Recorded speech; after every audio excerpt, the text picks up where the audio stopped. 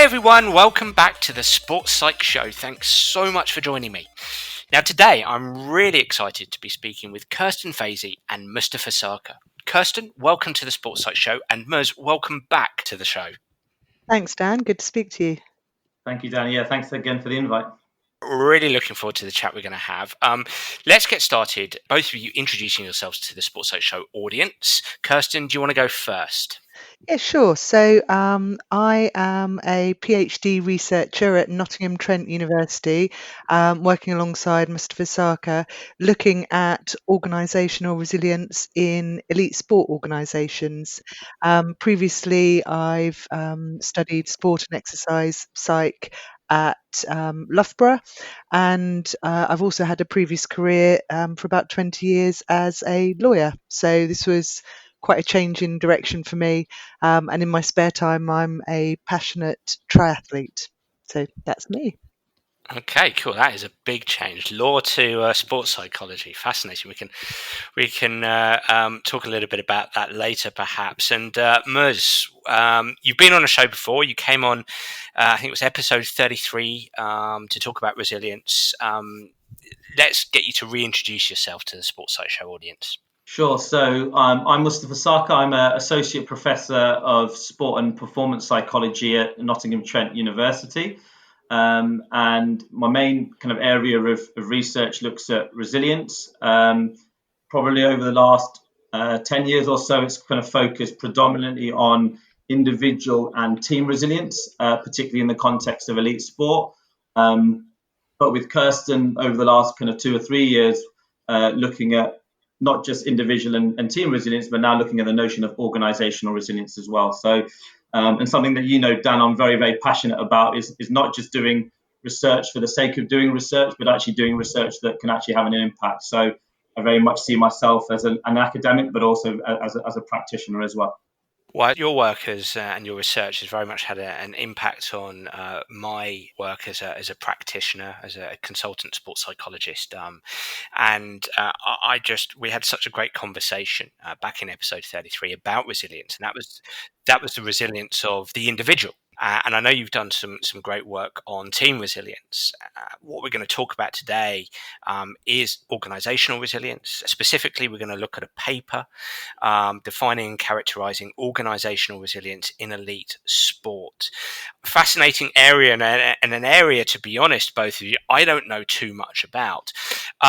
Introduce us to this a little bit, Mustafa. Where does this come from? As I say, you've done work in individual resilience, team resilience, organisational resilience. Give us a bit of background here. Yeah, I guess in terms of where this kind of line of inquiry kind of came about, as I mentioned, in terms of resilience research in sport, probably for the last kind of 10 years or so, it's predominantly focused on individual resilience.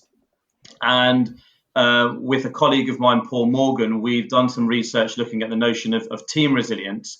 And what we found with that was, I guess, two kind of main things. We found that team resilience individual resilience doesn't necessarily guarantee resilience at the team level.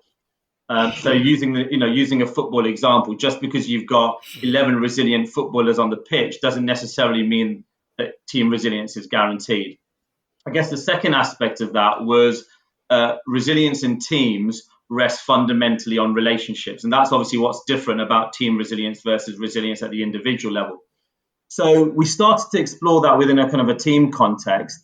And what we've not kind of done a huge amount of research in within the context of elite sport was not just looking at it at the individual level and at the team level, but also thinking about it more at the kind of environmental and cultural organizational level. What does actually resilience look like? What are some of the kind of characteristics of resilient characteristics of these kind of elite sport organizations? And that's what kind of leads us onto this notion of organizational resilience. I guess alongside that, within the context of sports psychology, Dr. Chris Wagstaff, he's part of our supervisory team as well as with Kirsten's PhD, has started to do some research around the notion of organizational psychology in sport. So again, similar to the notion that a lot of research tends to focus on the individual level, what Chris's research and broader area has looked at is the environmental, social, and cultural factors that influence a sport organisation. And then I guess the third gap, or the third kind of area, was the fact that organizational resilience has been looked at in quite a lot of other areas, in psychology, in business, in management. There's been some great research done out in New Zealand looking at kind of disaster recovery and management. So there's been quite a lot of research on organizational resilience in other areas of psychology, not a huge amount in the context of sport. And I guess from a practical perspective, we are starting to recognize that sport organizations, the challenges that they face in terms of things like funding, changes in personnel, particularly at the current moment in time in terms of how people are reacting and responding to the pandemic. There are a lot of challenges that organizations are facing at the more kind of global kind of level. So I guess those were the kind of the three, points that I just thought I'd mention in terms of how it's led to us focusing on the area of organizational resilience within the context of elite sport. Fascinating. And so there are 4 authors to this paper. So yourself, Kirsten, Muz, yourself, you've mentioned Christopher Wagstaff, and also Julie Johnston. So on to you, Kirsten. I suppose my first question is, how come the interest in organisational resilience? Where does that actually stem from? Yeah, that's interesting. So, as I mentioned previously, I've got a background in law, where I was working with a lot of different businesses, and I quickly came to realise that you can apply the law and the process, but the way you apply it, the context in which you're applying it, is very different from business to business, and they've all got different drivers and motivations inside them. So it's an appreciation of the need to understand the context in which you're operating. And then, as Mus has mentioned, there's all this really interesting work on individual resilience, which is suggesting that individuals, whether that's athletes, coaches, whoever, within the sports system, the impact that the organisational environment will have on them. So what we're looking at here is, if you think about individual resilience training, you're working on the individual for the benefit of the individual. And you're also looking at working on the environment, high performance environments, again, for the benefit of the individual.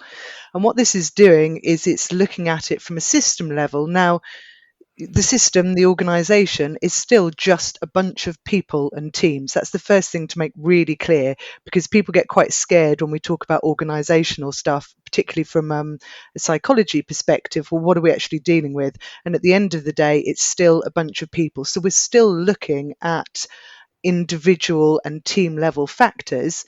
But here we're looking at improving the system, the organisation, which then ultimately, if that functions better, if that has more positive, healthy functioning, then that's going to come back and impact the individuals working in that environment. So as I say, it's not some big, scary, strategic thing we're looking at. It's a bunch of people, but it's how they collectively function better within that organisational environment. And I think it's got some really nice implications in terms of the research for sports psychologists and those people working within performance departments, because a lot of the stuff we're looking at, although I'm looking at it from an organisational perspective, can be applied at a departmental level. And I think so many of the skills that sports psychologists and coaches have already got can be applied at this organisational level. So I think people feel quite detached from it. And you mentioned at the beginning, Dan, that it's not an area you come across, people feel a bit wary of it. But actually, a lot of the things we're talking about, people already have the skills to deliver this if they just understand a bit more, have a bit more guidance about the framework around organisational resilience. It's not an area that I have come across much, but as I was reading the paper, which is about defining what organisational resilience is, or striving to define through a panel of experts, and then examining the characteristics underpinning organisational organizational resilience. As I was reading the paper, I was thinking of how relevant this research is for everybody, for every, not even key stakeholders, every stakeholder within an organization. And that organization, I know this paper is about elite sport, but an organization, an academy, a club, a college, and so on and so forth. It's relevant for, I felt it was relevant for the medical staff, the sports science staff, anybody who's invested in performance and development within sport. And I really feel, I don't know what you think, Kirsten, but I think that elite sport, it feels like a place that needs a framework for organizational resilience because of the intensity of interactions within the elite sporting environment, because of the potential for relationship conflict and things like that. And that's very much what you get across in the introduction, Kirsten. Yeah, so there's a few different things. There's the intensity, which you've just described really well, that is experienced, the pressure of competition, the pressure in relationships, and so on. What I'm looking at is beyond the performance department. I'm looking at the whole organization. So it's the marketing department, it's the finance team, it's the people who are acting with commercial partners, it's in Olympic and Paralympic sport, it's the people who are looking after the membership base, who are running events and logistics and so on. So it really is, people often talk about the team behind the team in terms of the performance department standing behind the athletes, and this is kind of like the team behind the team behind the team. So it's that much wider group. And so, as well as all these sort of pressures and stresses of competition, you've often got also this real dichotomy. If you take Olympic and Paralympic sport, the organisations are often charged with developing grassroots sports at the same time as pushing the elite performance programme. And when you consider those two things, sometimes they can seem to be at opposite ends of the scale. And there, for example, if you've got your commercial partners, the branding that they're wanting, the reputation that they're wanting to be involved in, is it that kind of real elite performance, winning at any cost? Is it about everybody giving it a go? So you've got these real divergent perspectives and interests that elite sport organisations are having to pull together and deal with at the same time. So yes, it's a really difficult environment to navigate, hence the need for a bit of organisational resilience. Before we dig deeper into the research that you've done, I'm guessing that there's quite a bit of research out there on organisational resilience from areas such as the military or performing arts, more so than sport, or not so much? Yeah, so there really isn't anything from sport other than a study from 2013 by Wicker et al., which was looking at community sport organisations. But there's nothing on organisational resilience in elite sport at the moment before this research. But as you say, it's of real interest in. There's a lot of work in the NHS and hospitals in the US. There's work within the military. So this came out of, it's kind of a combination in its background. It's a fusion between individual resilience research, which and team resilience research, which Mus has already spoken about. It's also from crisis management research. So if a disaster strikes, there's a lot of work, for example, around an earthquake which took place in New Zealand a while ago, and how businesses coped with that. You've then got risk management work, which is around planning and preparation for potential future risks and how to mitigate against those. And there's work around entrepreneurial organisations. So this is ones that start and experiment a lot and fail all the time and continually learn from failure. And then at the opposite end of the spectrum, you've got some work around what are called high reliability organisations. So these are, let's say, electricity providers or nuclear power plants, organisations that really can't afford to keep failing and experimenting. They've got to get it right first time, all the time. And it's fusing all of that work into saying, okay, what do we understand about how organizations successfully navigate a constantly changing environment? And it's really nice that in terms of that constantly changing environment, bring it back to sport. It's today that's the UK Sport are announcing the funding for the next Olympic cycle, or going up to Tokyo and then 3 years later to Paris. And a lot of my research subsequent to the paper that's been published was going and speaking to people about significant changes, such as these really sudden changes to the finances in elite sport programs that can happen. It literally is sort of, 1 minute you've got this budget, and then you get a phone call and you've got a different budget half an hour later, and you've got to go away and figure out what it means for your staff and go and talk to them, figure out the messaging around that. So organisational resilience will be really important over the next week or two for the Olympic and Paralympic sport organisations in terms of how they deal with what might be potentially quite a significant change for them. You had 2 research objectives, and in very, very simple terms, it struck me that you simply gathered a group of experts together, asked pertinent questions, had great conversations to be able to answer these 2 objectives. Tell me a little bit more about the method you used. It's something called the Delphi method, who the participants were, and we can sort of build from there. Yep, sure. Okay. Tell me if I'm getting too geeky, because I find all of this fascinating, but your listeners may not.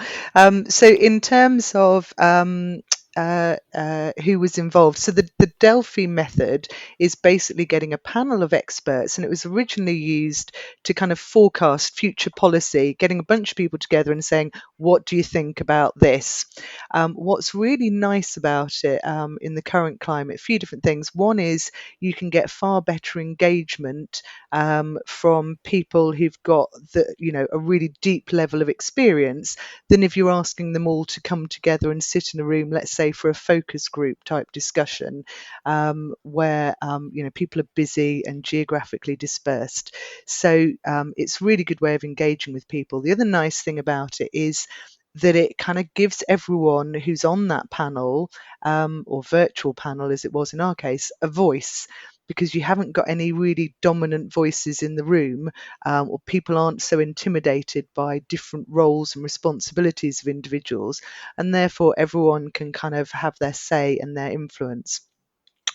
So in terms of that panel, we recruited, it was initially 82 people, and it was we were asking them to do 4 different surveys across a 7-month period, and each of those surveys were focused on something slightly different, and they changed and adapted as they went along, which I'll explain in a minute.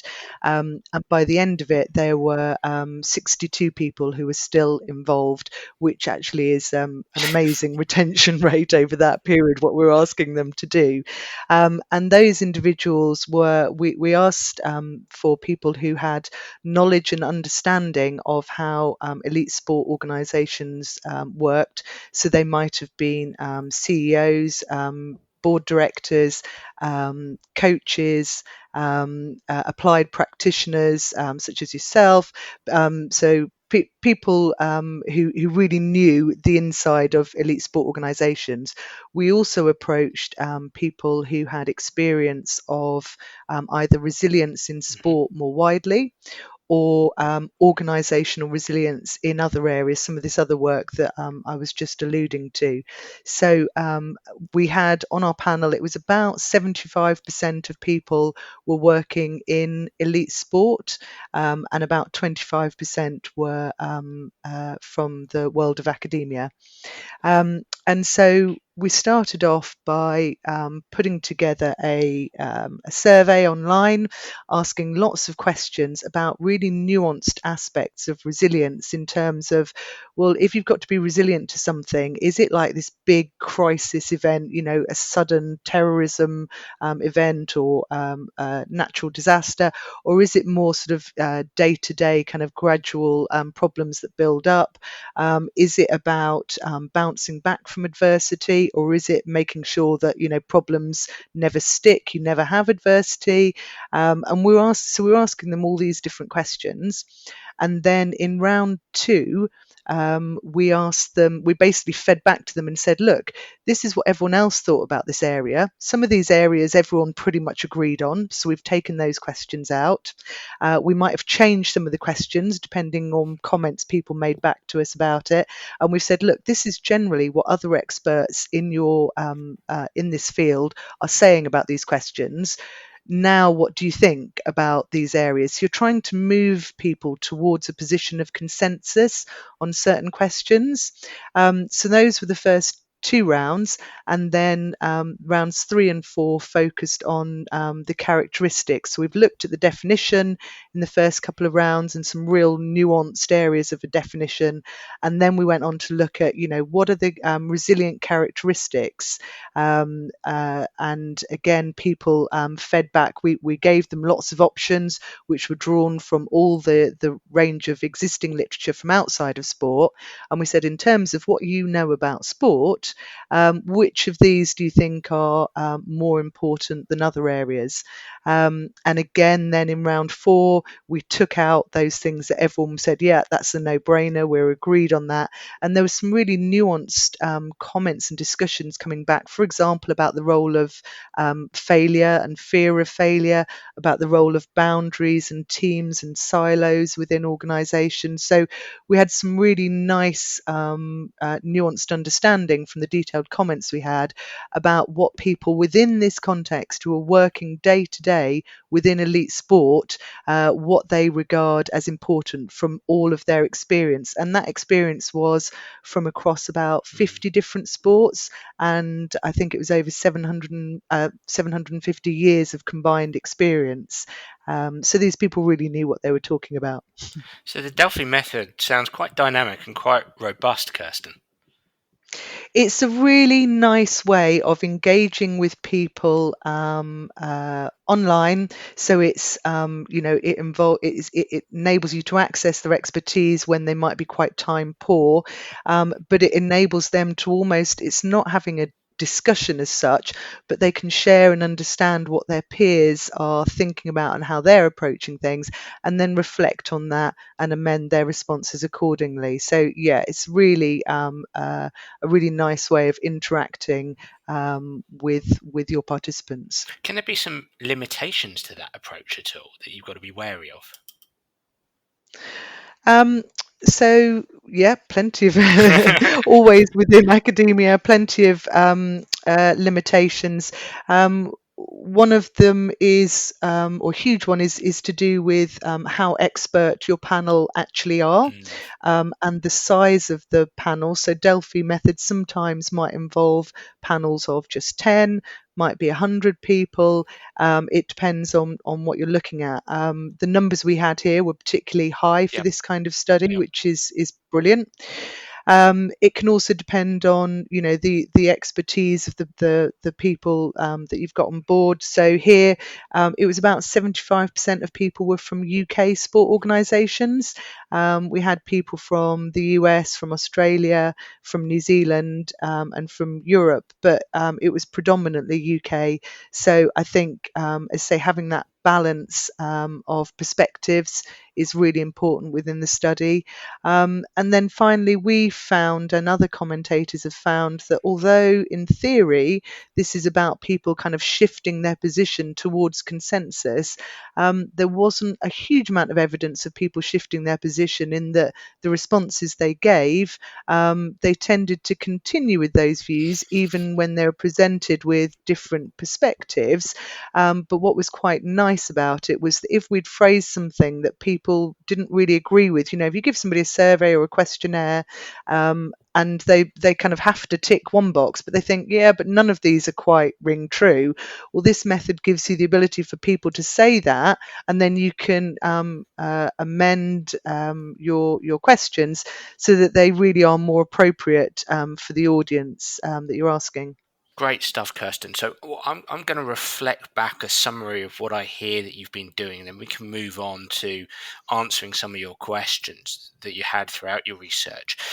You wanted to find out what organizational resilience is, because there's a birth of literature in that area. We know a lot about individual resilience, we're learning more about team resilience, but organizational resilience not so much, especially in the sporting and elite sporting context. You used this Delphi method to ask a whole bunch of experts, and it sounded to me like the sample really did include a lot of experts. You started with, I think, around 81, it came down to 69, which is a good sample of people, a high volume of people, and they cross a range of experiences, a broad range of sports, and across a reasonable amount of cultures, but mainly UK based.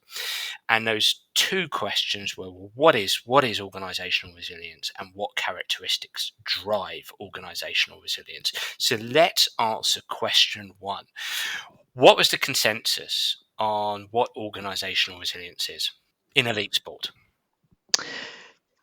Yeah, okay. So I'll start off by reading out the definition that we came up with from all the responses. We actually fed this back to all the panelists, and then they came back and they were on the whole pretty pleased with how it reflected people's different opinions. So we talk about it as the dynamic capability of an organisation to successfully deal with significant change.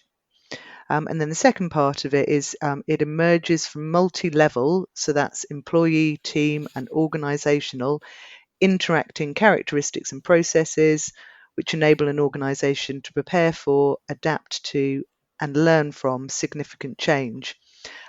A couple of things to comment on there. One is that whether you're talking about resilience at individual, team, or organisational level, you're always talking about some kind of adversity or change or challenge which people need to deal with. And then the resilience involves a positive or better than expected outcome from having dealt with that adversity or change.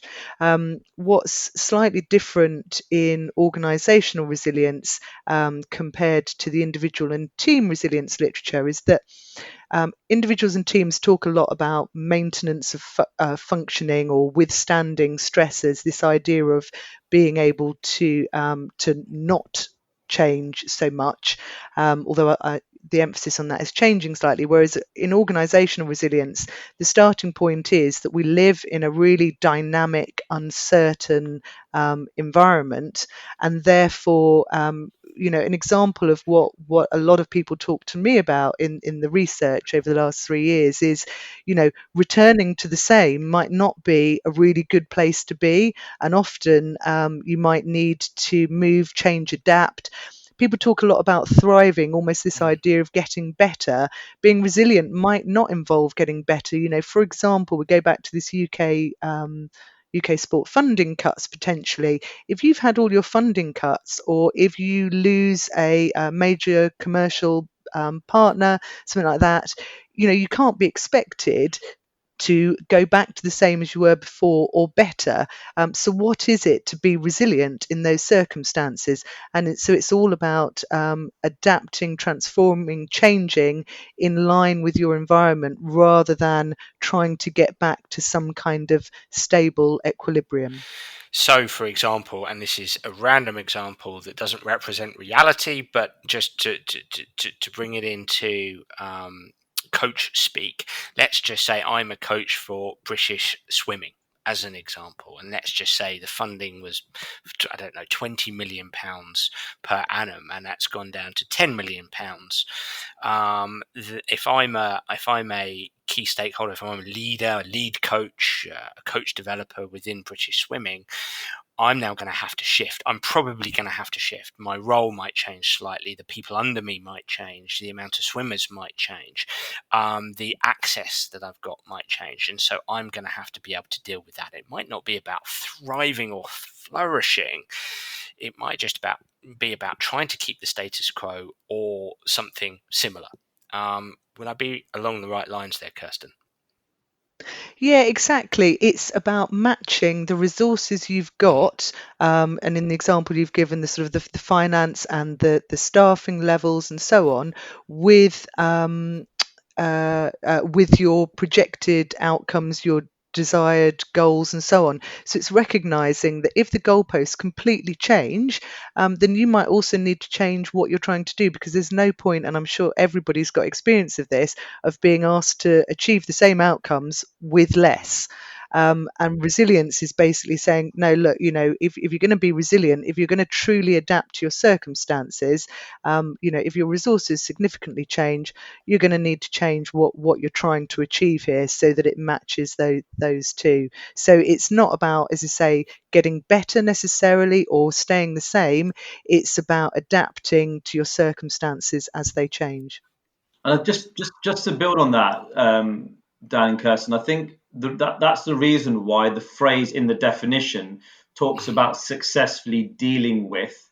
And some people might look at that and think, well, actually, that's quite ambiguous. That's a little bit vague. But that's been done on purpose for that exact reason that Kirsten's just mentioned, was the fact that successfully dealing with could be very, very different depending on the change that's been experienced. And that successfully dealing with could be about thriving and flourishing, but it could also just be about getting through that particular event or significant change. So people might look at that definition and say, well, that's a little bit vague, but that's done on purpose to ensure that we can take into account a variety of different outcomes as part of that process. So it depends on the type of challenge, the type of change, the enormity of the challenge and the enormity of the change. And I'm just thinking here as you're both speaking, we do live in a world now, hey, especially in elite sport, where I suppose the pressure is around flourishing and thriving, whether real or not. My experience in elite sport, the conversations have revolved around, well, we've got to get better from this challenge, this change, this failure, perhaps, if we're going to use that term. What I like about what both of you are saying here, and what I like about this definition, is it just might be, realistically, it might be about maintaining the status quo, or just doing the right things with the resources, or striving to do the right things with the resources that we've actually got. It feels like it turns down the volume of pressure on the decision makers and the stakeholders. Kirsten. Yeah, and it comes to life more in, so the studies I've been doing, the paper that we're looking at here is the first study in the PhD, of which there are 4 studies.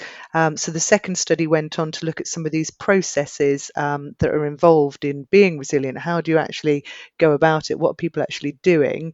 And then the third study was an ethnography, which is sort of going in, and I went in and worked in an elite sport organisation for 7 months to get that real sort of inside perspective. And then the fourth study has been some intervention work to try and work on some of these aspects. But coming back to the second study, the real focus is moving away from trying to control and predict, which is so much within organisations, management speak, and also within performance departments. And it's sort of letting go, if you like, and accepting that there is so much inherent uncertainty in the environment in which we're operating. So it's getting comfortable with this constant uncertainty and admitting and accepting that we can't control everything, that we don't know everything, we don't have all the information we need. And therefore, the focus of an organisation, if it wants to develop its resilience, is far more immediate, and it's all about being able to sense what's actually going on moment to moment, rather than, as you say, trying to take a whole load of stuff from the past and project it massively into the future. It's saying, no, focus on the here and now and freeing up the system so that you hear about what's going on. You hear those rumblings of when there are problems coming around the corner, that people aren't afraid to speak up. So it's really making sure that communication is facilitated in the organisation or the department or the team. And then this idea that I've just mentioned about adapting in the moment. So as and when things change, the organisation changes. And a lot of the time, that will be really small tweaks to how you're going about things. It doesn't require a massive strategy refresh every 5 minutes, but it's this constant trying to figure out what's going on, evaluating it collectively, sifting out the information, and then immediately acting on it from moment to moment, rather than waiting until a big point when you've got all the information and you're going to make a perfect decision that will last the next 5 years. I'm thinking there of being comfortable with being uncomfortable, as you mentioned, giving up a little bit of control, and putting away what you think might be a crystal ball that is certainly not a crystal ball. So stop trying to predict the future. However, I think again, what does turn down the volume of stress for key stakeholders in organisations is when they have a framework to this kind of stuff, and that's what you offer in this paper, this first paper, in terms of the characteristics, the potential characteristics that underpin resilient organisations.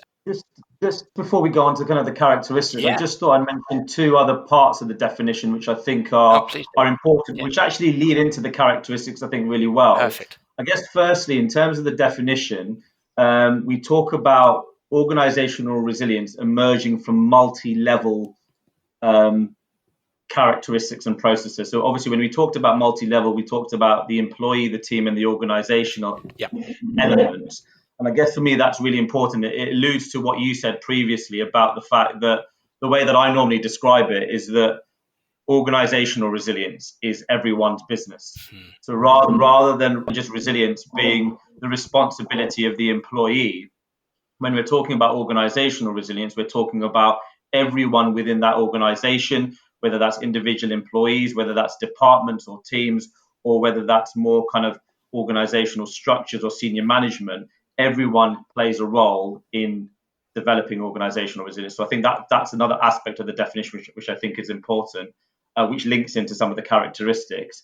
And then probably the back end of the definition, which talks about how these characteristics and processes enable an organization to prepare for, adapt to, and learn from significant change. Again, all of those words were used very, very carefully, and it highlights the fact that organizational resilience is both reactive and also proactive in nature.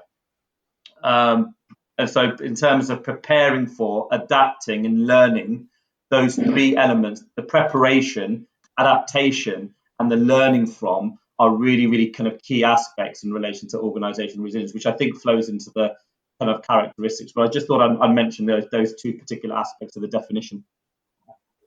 And those two particular aspects, Muz, it makes me think of everybody being attuned to the, I suppose, the organizational climate, maybe, or the environment or the culture. But everyone and attunement. Everyone is attuned to what is happening, the behaviours on and off the grass, the pitch, the court, the course, whatever sport it is. It's everybody's business, and everybody needs to attune into the behaviours in the environment within the organisation. Yeah, very much so. And one of the characteristics, which I'm sure Kirsten will talk a little bit about, is this notion of shared understanding. And that very much is just in relation to what you just said there about everyone kind of, I guess, to some extent being on the same wavelength, making sure they're all kind of pulling in the kind of the same direction. And certainly that's only possible if, in terms of the communication, is happening between everyone within that organization in the kind of the appropriate way. So yeah, certainly I think I think those two particular aspects that I mentioned that lead in quite nicely to how some of those characteristics were then identified as part of that research. Well, as you say, they're a neat segue into the characteristics, and there's 5 characteristics: structural clarity, flexible improvement, shared understanding, reciprocal commitment, operational awareness. Let's go through them one by one, because I think these are absolutely vital, and no doubt they're related to each other. So a challenge to take it piece by piece, but we'll try to, and we'll be a little bit reductionist. But so Kirsten, structural clarity, what do you mean by that? Yeah, so structural clarity is kind of the overall framework within an organization. And what a lot of people said to us is we need to know who's communicating with who, how that communication is flowing, what roles and responsibilities are divided between individuals and teams. And that's not to say you shouldn't collaborate and you should work in silos, but it's hard to collaborate if you don't first know who's primarily responsible for which area, and how decisions are making. So it's how decisions are made. So it's really getting that understanding throughout the organisation of how things work around here, before you can sort of start to tinker with any of them. And one thing I found particularly when I went and spoke to people in later research was those roles and responsibilities you often have within sport organisations. You might recruit somebody into a particular role and they've got a particular title and some responsibilities that they've inherited because that's what the last person did. But then over time, my understanding is sports organisations are really good at crafting the responsibilities around the skill set of an individual. And therefore, although somebody might have a particular job title and a particular set of responsibilities, people who work really closely with them know that that's not what they do because they're not very good at certain aspects of that, and they actually do something slightly different. So this is about, and this is one applied tip, is that, to take a step back and really look carefully beyond a job description to make sure that people throughout the organisation, not just those really close to it, understand who is doing what at this moment within the organisation, rather than some high historical structure that might be, as I say, completely out of date. So it's making sure that how things are done around here is understood by those within the organisation. And you mention in this section structural clarity. You mention this notion of boundaries and how they can help, but also how they can hinder. And one of the terms I was thinking of as I was reading this part, and you actually mention it actually under another characteristic, but I thought was relevant here, was psychological safety, the importance of psychological safety when it comes to the easing or the flexibility of boundaries, Kirsten. I think that's been my experience in these organizations, is when we become too rigid with boundaries, although that feels clear, like a clear structure, this is our structure, this is what you do, having a bit of flexibility gives us more of an opportunity to find a sweet spot of individual effectiveness, that I can be effective within my role, but also I can help the organization be more resilient through providing additional input to perhaps other areas of the organization, other departments. Would I be along the right lines there?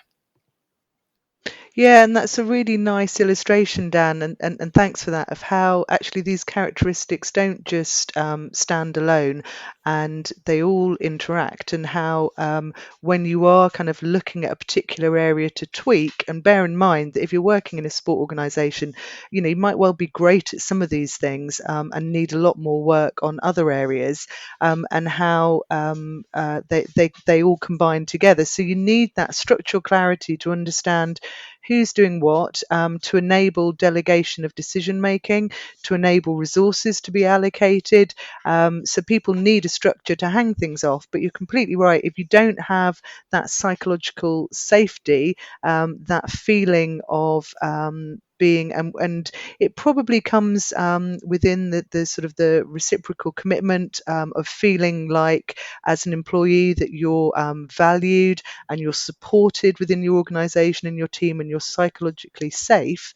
And even if you don't have that, then you can have as much structural clarity as you like, but there's not going to be that comfort to kind of explore other areas. It also then leads into one of the characteristics about flexible improvement, which is all about, speaking up and being creative. If you don't have that bedrock of safety, it's going to be very hard to do any of these other things.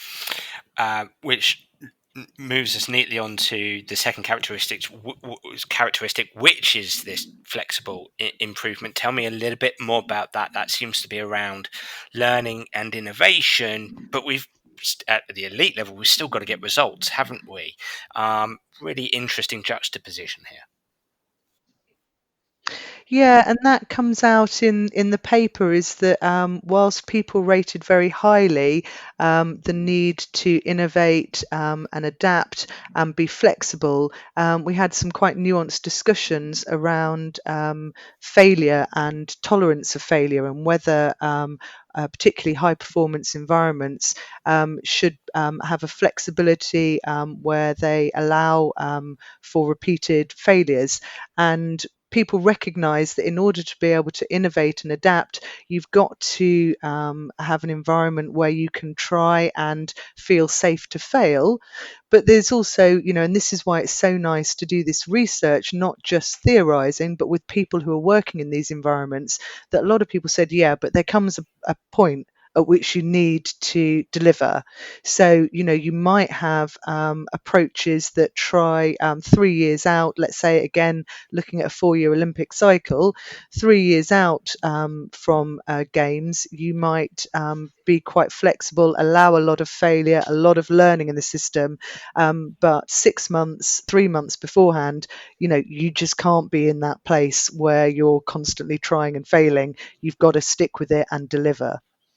It was really interesting. I got a quote from the paper. You say a lead psychologist for a national sport organisation observed that in elite sport, too much resource can be allocated to innovation, and instead suggested focusing on nailing the basics really well and learning from others.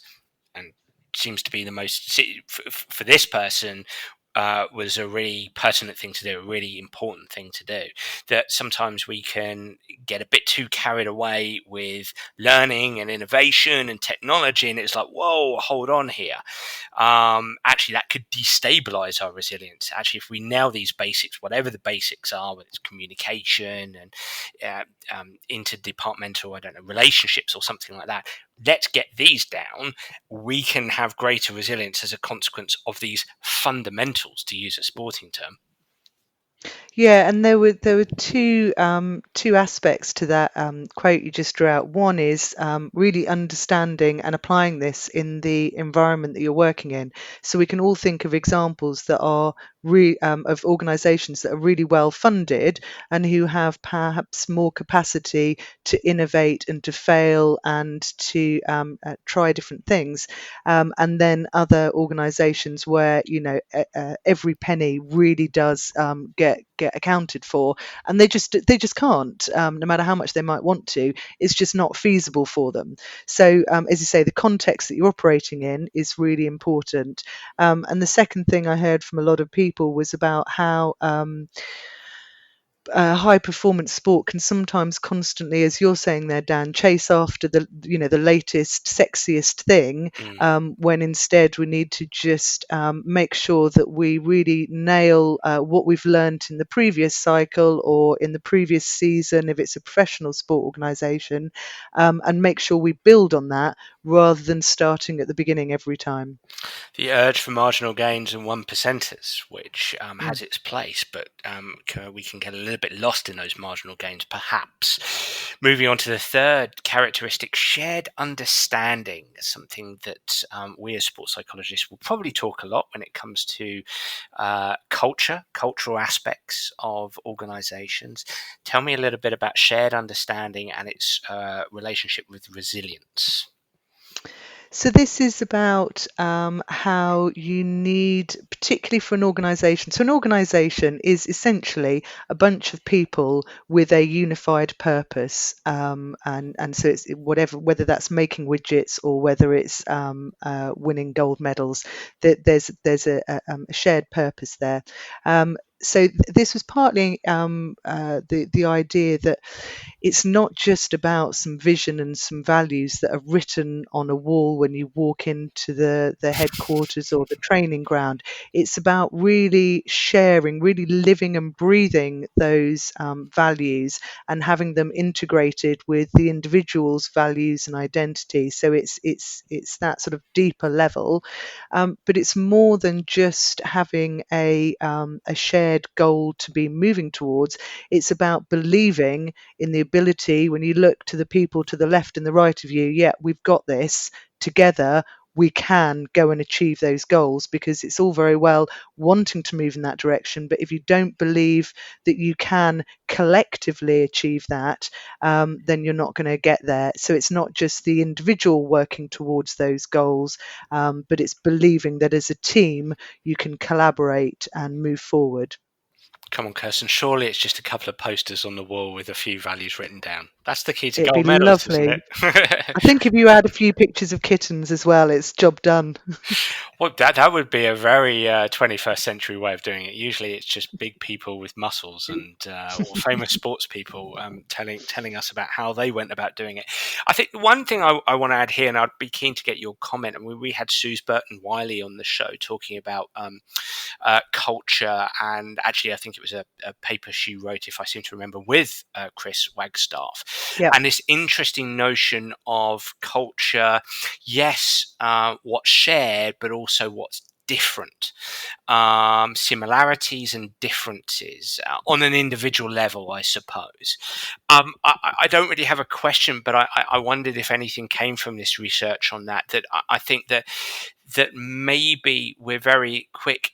I can only speak as a sports psychologist, but to talk in terms of shared values, everything's got to be shared identity. And I wonder if sometimes that gets us into problems, because then we ignore individual differences, which can have cause problems on a team level, on a cohesive level as well. No question, Kirsten, but maybe just your thoughts from your own research there. Yeah, it's an area that I'm careful to tread in. Of course. The paper that you referred to by Suzanne Burton-Wiley and Chris Wagstaff is absolutely excellent in terms of explaining all the different ways of looking at culture. My understanding of it is that you can look at culture as people want to look at it as a variable that you can manipulate, right? Yeah. So leaders can think, right, well, we'll tweak the organizational culture and everything will change and we'll get the outcomes we want.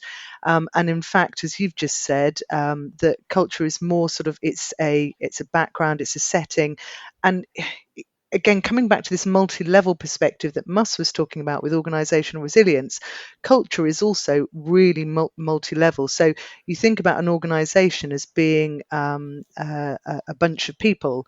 Well, each of those people, you've got a culture from perhaps your national culture, wherever you might come from. Your particular family might have a cultural way of doing things.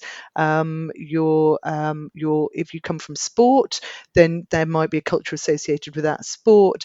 There might be a regional culture in, whether you come from in England, the north of England or the south of England, you might think there's a different culture there.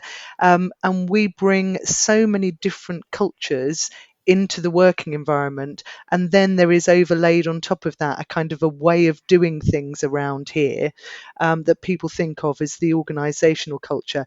And it's more like if there is such a thing, it's more like a personality trait that's really hard to move across time, because it comes from all this sort of mix of different factors, and it's a bit naive to look at it as, well, we have an organizational culture, because as you've just said, Dan, there's lots of individuals with lots of different perceptions and perspectives. So shared understanding isn't about a singular culture. It's about we might all have different ways of doing things, but we agree on the general direction that we want to move towards. So it's something slightly different.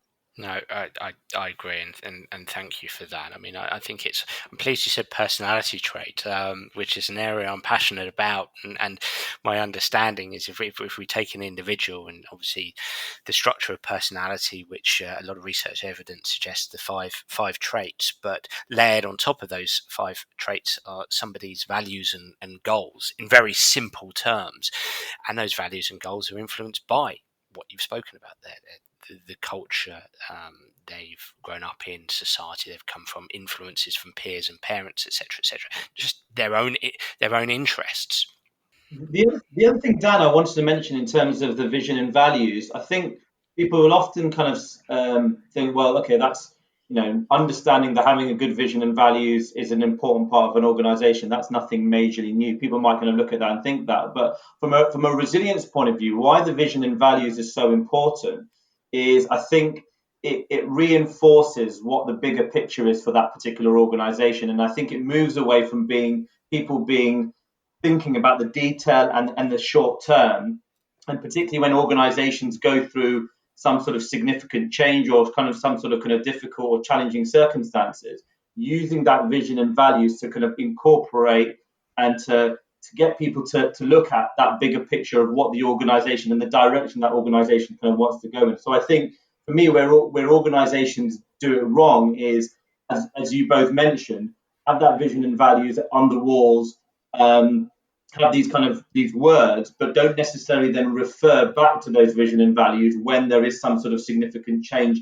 and helping people to understand the direction. So I think from a resilience point of view, that's why I think that shared understanding is really important. Absolutely. And I wonder if they can actually look back to those values and try to strive to adhere to them, because there's not necessarily been broader conversation around those values. Those values haven't necessarily been lived in the change room, in the clubhouse, if you like, on the training ground, on the practice ground, on the court. Those haven't necessarily been lived. They haven't been introduced into the activities that we're doing, the conversations we've got going into games, and so on and so forth. And so the onus is on, if an organization is going to have these higher purposes, these objectives, these values, these shared values, then we have to have more conversations around them, and we have to strive to put in place coaching practices that helps us to live these values both on and off the pitch, if you like. Yeah, very much so. Yeah, and I think it's about owning them, and how you instill that sort of ownership of them as well as living and breathing them, so that people have responsibility and buy-in for them, and not just get delivered them from on high.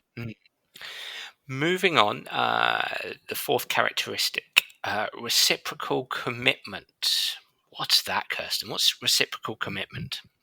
So this is we touched on it earlier, Dan, about when we were talking about structural clarity, and you were quite rightly sort of saying, but you can have all the structure in the world, but if you don't feel safe to speak up, then it can be quite difficult.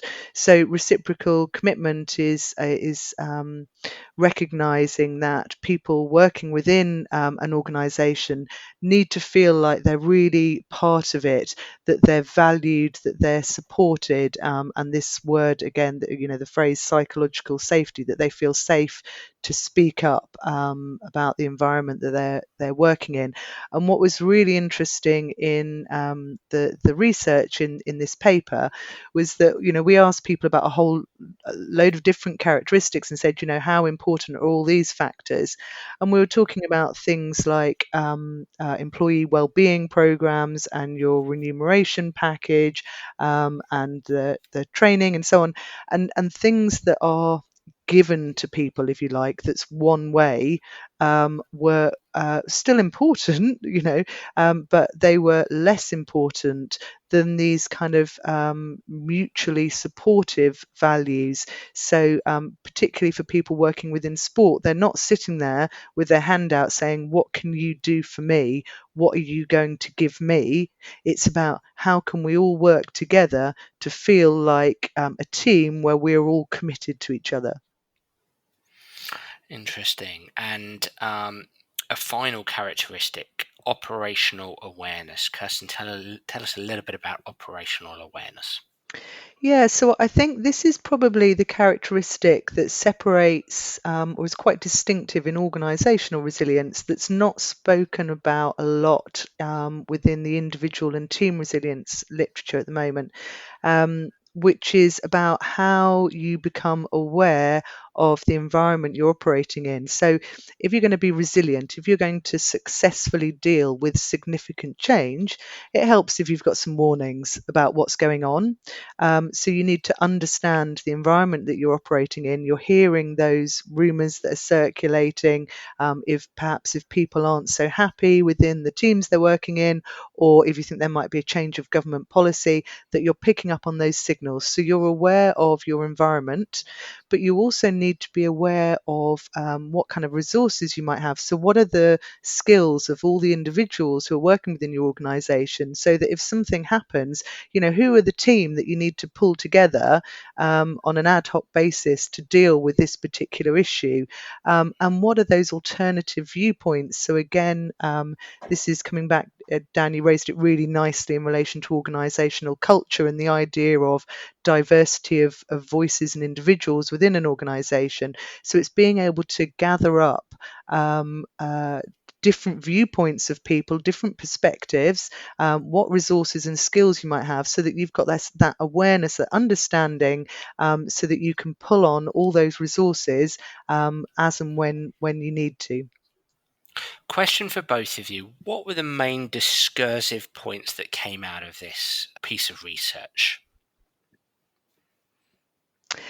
So what I think was really important that came out of the research was, first of all, that we've got this definition now, which we've discussed some of the nuances behind how and why we came up with it. But the really important thing is that it's a definition that's endorsed by people who are working within the elite sport environment, so that we can all be using a similar language to move forward when we're talking about what's quite a novel concept for people of organisational resilience, that we're all talking about the same thing. So it's having that agreed upon definition, and then having this framework of characteristics, because again, as you alluded to earlier, Dan, that it's all very well saying we want to be resilient, but actually breaking it down, how do we go about that? What are the areas that we could really be looking at and thinking about in our organisation? Where do we match up on these, so that we can actually start thinking then about, well, what might need changing and how might we go about changing that? So it's having this sort of unified language and a framework on which we can start to build when we want to start thinking about and tweaking an organisation's resilience. And I think just building on that, in terms of the 5 characteristics, I think both Kirsten and Dan, you've mentioned this as well, is the fact that obviously in terms of the results, we've presented them as 5 separate kind of characteristics. And as Kirsten mentioned, I think it's important for organisations to do a little bit of an audit check to see, where they are, where they think they are in relation to those 5, but also just being very aware of the fact that these characteristics are very much interacting with one another. And actually, if you're influencing or trying to improve one characteristic, that might have a knock-on effect on the other characteristics. So not, we reported them as 5 separate. And I think in the paper, we've explained why they are separate and why, the specific distinctive aspect of each of these characteristics. But from a practical applied perspective, recognizing the fact that actually they are interacting with one another, and influencing one would have an impact on others as well. And also the relationship between the characteristics, the organizational characteristics that you're uncovering, and the team characteristics that you've uncovered in your work, Muz, and maybe the relationship with individual the individual side of resilience as well. I'm not too sure if that's encapsulated in characteristics, but individual, team, organization, the relationship between the three perhaps separate but related frameworks. It strikes me, as I'm speaking here, I'm thinking about me operating as a practitioner within an organization and how all three levels are relevant, and how the research you're both producing and Ms, that you're producing on an individual and team level as well, how important it would be for me to be able to relate those three together. Does that make sense? It makes sense, yes. Funnily enough, you've mentioned that because it's a conversation that Kirsten and I have had, particularly towards the back end of the PhD, in relation to this concept being multi-level. And yes, we are predominantly looking at it from an organizational point of view, but certainly there is a link between individual resilience, team resilience, and organizational resilience. And I think certainly in terms of some of the practical implications of that, particularly with Kirsten's probably third and fourth study, are starting to kind of recognize some of those kind of multi-layer aspects of it. So I think you're definitely right there, Dan, that it's got scope to potentially influence things at a variety of different levels.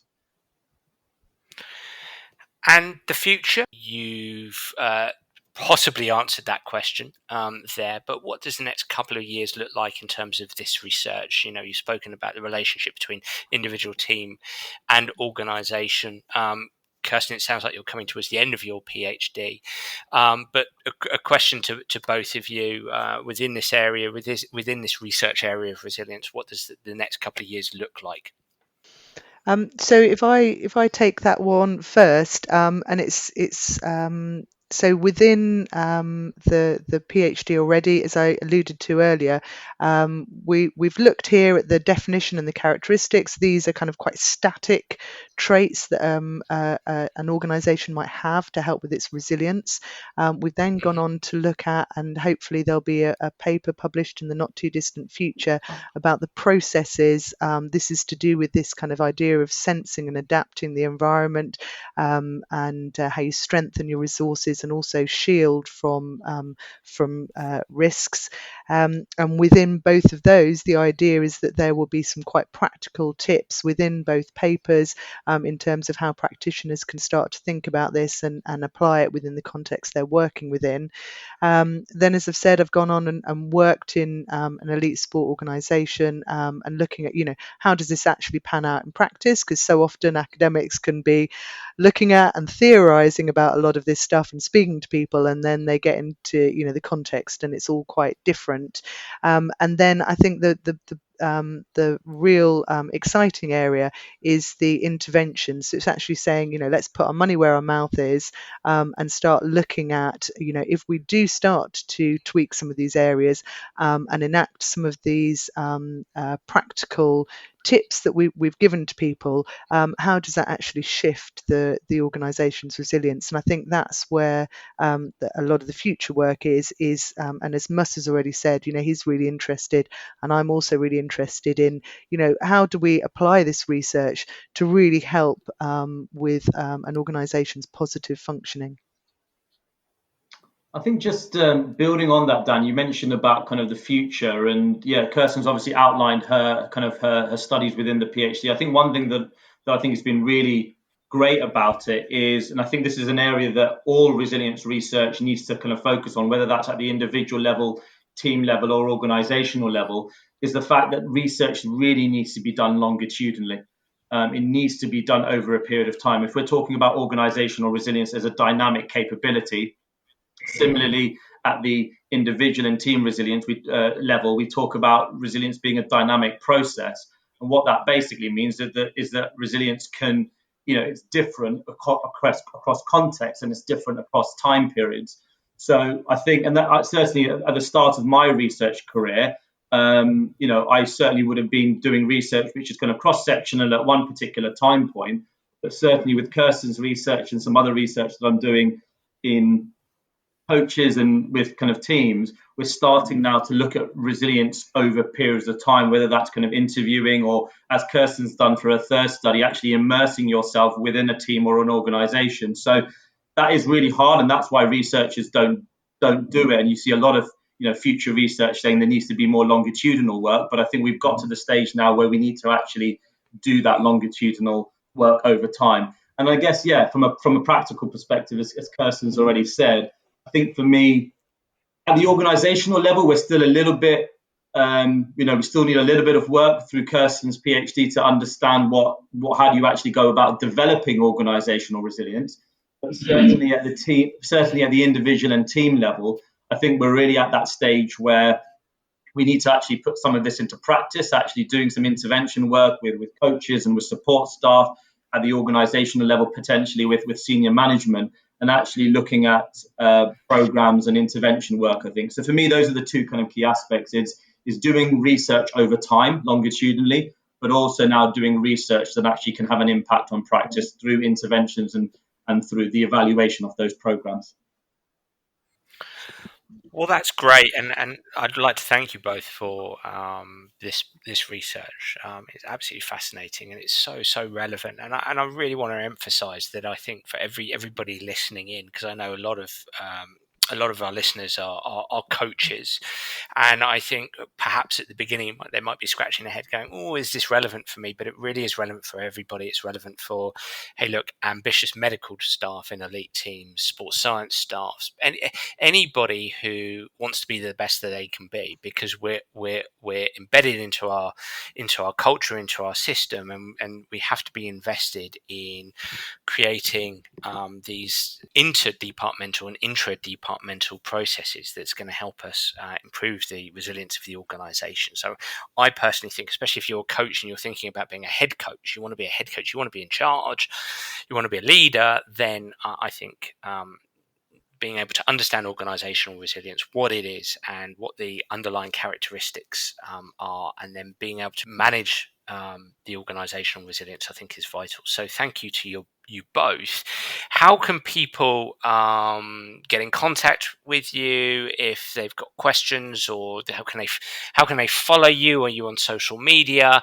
And maybe how can they get hold of the paper if they can at all? Kirsten, why don't you start? Yeah, sure. So I just wanted to start actually by saying thanks ever so much to you, Dan, for inviting us both on this podcast, because it's one thing putting out a paper and it can all be a bit dry and a bit hard to read through, but there's some really interesting stuff in here that's hard to get out unless it's for the likes of your brilliant podcast. So thank you for that opportunity. In terms of contact, so LinkedIn is a great one. There aren't many people called Kirsten Fasey, so I'm quite fortunate in that respect. I'm also on Twitter. The handle is Kirsten_Fasey, and email kirsten.fasey@ntu.ac.uk, and very happy to chat to anyone who wants to know a bit more. And I know that Dr. Mustafa Sarkar is on Twitter because we correspond quite a lot on there. So tell us, Muz, how can people find you? Yeah, similar to Kirsten, really, kind of LinkedIn, Twitter. So my handle is at Mus, MUS, and then Sarkar, SARKAR. So at Mus Sarkar.